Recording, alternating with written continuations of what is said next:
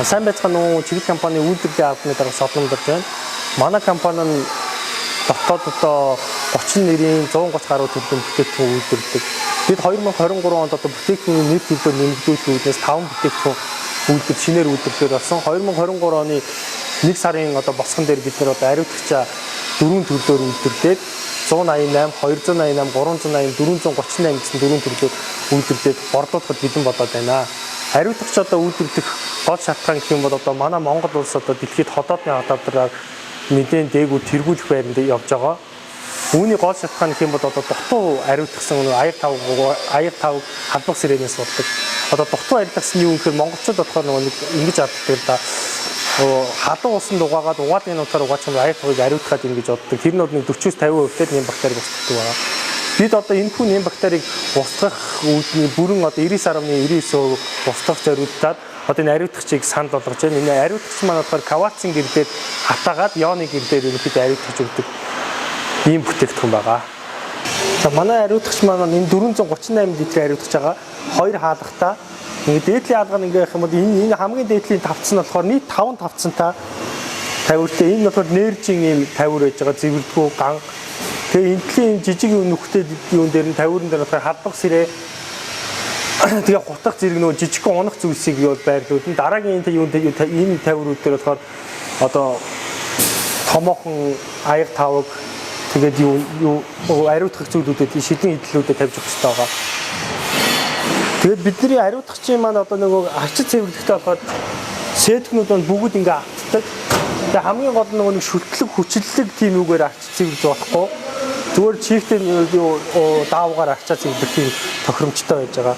Тэгээ бидний аюу ариутгачны юу нь одоо хүчин чадал гэх юм бол ерөнхийдөө нэг 3 ширхэг юм юутэй кварцын гэрэлтэй нэг ширхэг кварцын гэрэл 0.3 кВт буюу 3 ширхэг кварцын гэрэл 0.9 кВт цаг зарцуулдаг.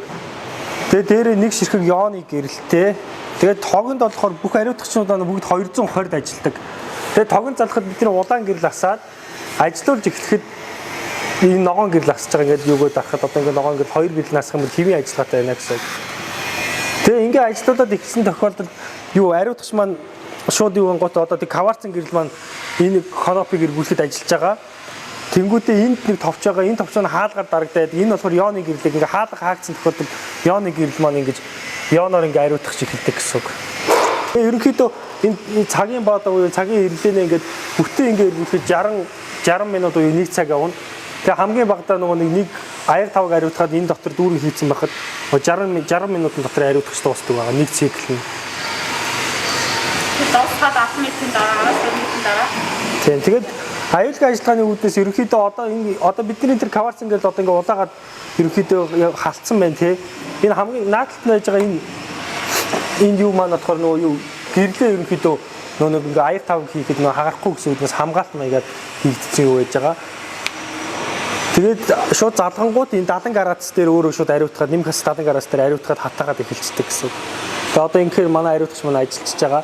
Тэгээд ариутгач дуусны дараа 10-аас 20 минутын дараа ерөнхийдөө хаалгыг онгоолгоод аяр тав юунуудээ ариутгсан аяр тавга гаргаж авах боломжтой.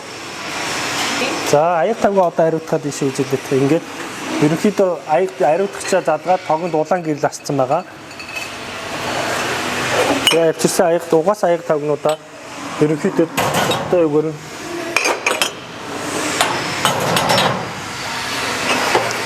шилэн болон шаазан хонцор аяр тавгийг бол ариутгах болохгүй. Ягаад тэр энэ дотор нь 70 градусаар халж байгаа болохоор ямар нэгэн тийм хонцор юм дээр бол юу байгаа. Шилэн шаазан төмөр нэрж аяр тавгтай ариутгах боломжтой. Ингээд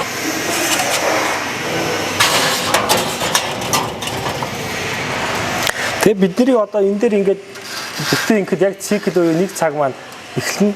Ингээд асаж ирэхэд ногоон гэрэл маань асаад одоо кварцын гэрэл маань хатааж эхэлж байгаа гэсэн үг.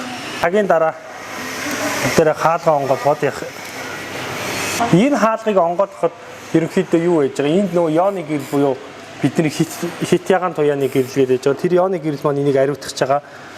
Тэгээ ингээд хаалга хаагдахад ионы гэрэл маань одоо ажиллаад ингэ дуурч чинь тэг ингээд ширнэгээ дуурж байгаа. Ингэж ариутгах эхэлж байгаа гэсэн. Гэтэ ионы гэрэл маань агаартай ойлгохоор шууд хүчил дөрвч болдог болохоор тийм хүний бид ямар нэг хор хөнөөл бол байхгүй. За бидний нөгөө аяр тавг ариутгачдаа юу ариутгах боломжтой гэх юм одоо бид ингээ хийгээ үзүүлж юм байна.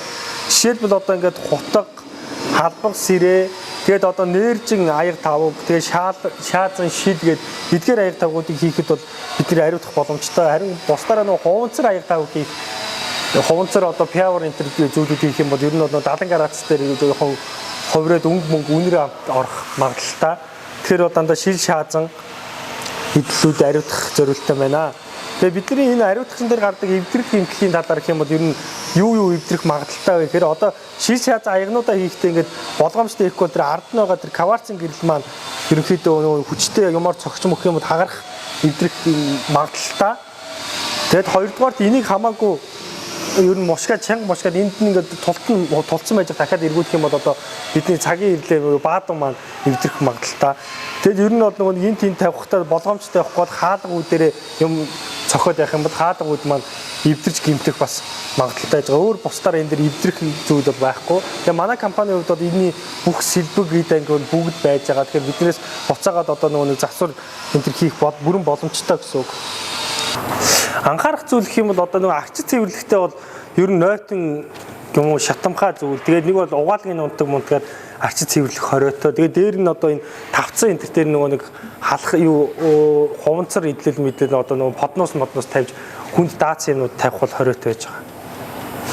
Тэгээд хамгийн гол нь зориултын бээлийн өмсөд дараа нөгөө ариутгч дуусны дараа буцааж гаргаж ирэх төлөвлөгөөс сэргийлээд. Атгашаа бас энэ халт өгдөгчөөс тий хатгаач болгоомжлж бэлээ өгсөн.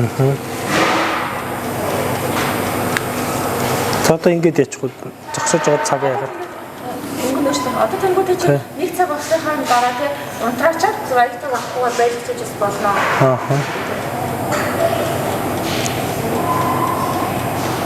Одоо бид ингэж цаг юу хийсэн байж байгаа. Тэгээд цагийн дараа ерөнхийдөө аяг тавг маань ариутгахтай дуусна. Ариутгахад дуусны дараа аяг тавгаа гаргасан ч бол энэ дотроо ер нь байлгаж исэн ч болно гэсэн үг.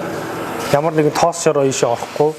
Тэгээд нөгөө 70 градус дээр ариутгах байгаа болохоор биднийг ариутгах явцад хаалгуудыг онгоолгох шаардлагагүй түлэгдэж юу ахаас болгоомжлон. Тэгээ ерөнхийдөө нийт гадаргуу нь бол одоо шилэн гадаргуу байгаа. Ерөнхийдөө 70 градус гэдэг гадны гадаргуу дээр 30-аас 40 градусын хаалгах ер нь магадлалтай. Тэгээд түлэгдэхээс болгоомжлоод ерөнхийдөө ариутгаад ихсэн тохиолдолд очиж дахин хаалганы онгоос нэгдэх шаардлага байхгүй.